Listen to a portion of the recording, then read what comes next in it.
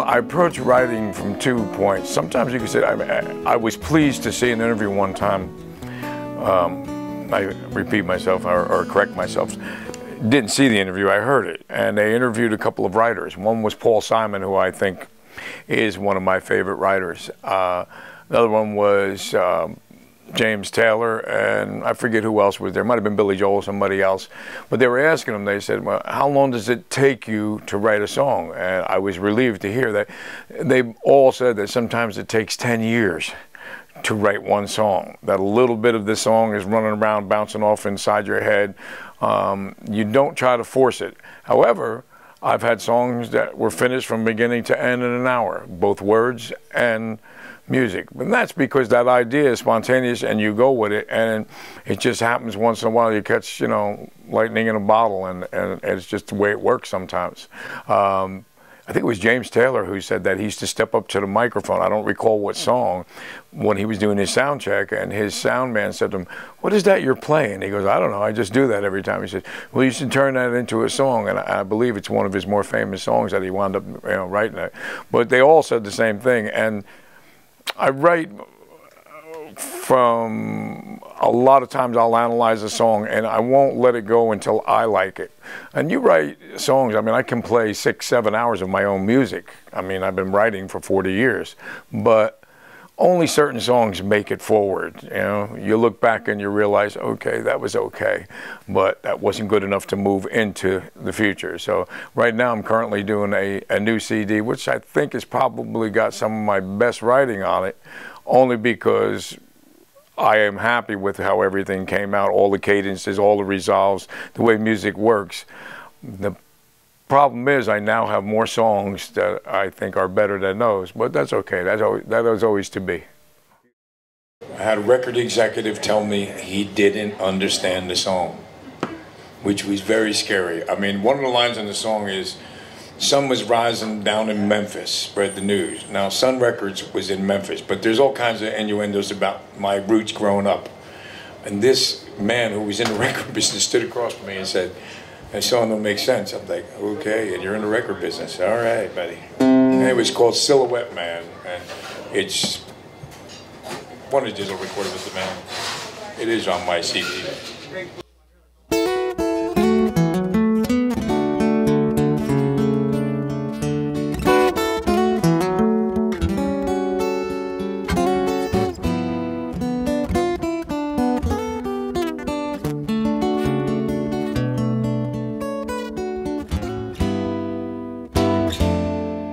I was born inside a dream, Elvis Presley and James Dean know what I mean. Rock and roll, King Creole, teenage queen. And I grew roots inside this dream. I played all them songs like Maybelline and Eddie, Buddy Holly and the Ventures played so clean. But Jimmy Reed played me. In '56 I was just a boy, and nothing back then ever brought more joy. No Christmas toy could compare to a first guitar. It's the real McCoy. Hank was singing those lovesick blues, and Carl was picking them blue suede shoes. And that little fuse, sun was rising down in Memphis, spread the news, spread the news. Silhouette man, sail away with me, silhouette man, sail away with me. This is what you wanted all along. Tell me what you think it's on. You can tell me if you think it's wrong. Hey, in a little while, just might change my tune. Memories are good, I guess.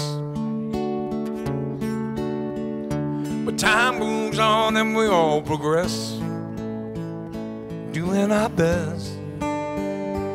But I am grateful for my roots, I will confess.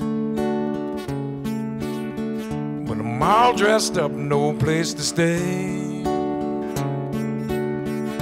I'm like the sun on a rainy day, fading away. Always one cloud back from shining on someone, shining on someone.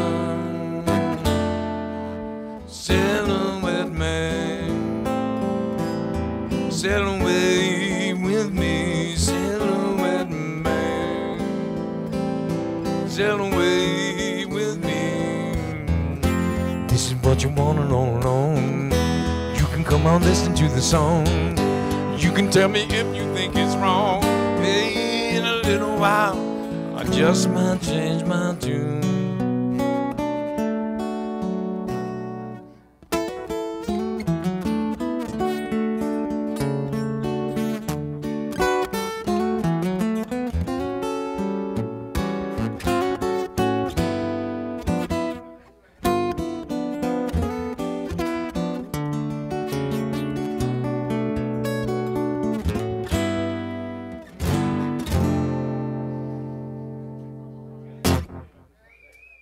You look at a piece of music, when you had asked me earlier what happens when I decide to do a song my way, you just see all the fruition that you have from all your teaching and all your learning and everything. All of a sudden it's in that one song. That's how it manifests itself. It just comes out. Woo. That's what improvisation is all about. You know, having the knowledge and then having a spontaneous moment to execute it. As I said before earlier, one of my favorite writers, Antonio Carlos Jobim, he has a particular song, Triste, and when it's a difficult passage to play, I was playing at Europa and I played it, and somebody sitting there turned around and said, "Oh, that was really good." And I said, "Yeah, it took me about 50 years to be able to play that." But what are you going to do? Whenever you study, I make my students learn a lot of Antonio Carlos Jobim's songs. Just the different songs that he wrote, Desafinado, they're all a lesson in music. When you study one of his songs and you learn to play over the top of one of them and improvise, it's pretty gratifying, because they're incredible pieces of music.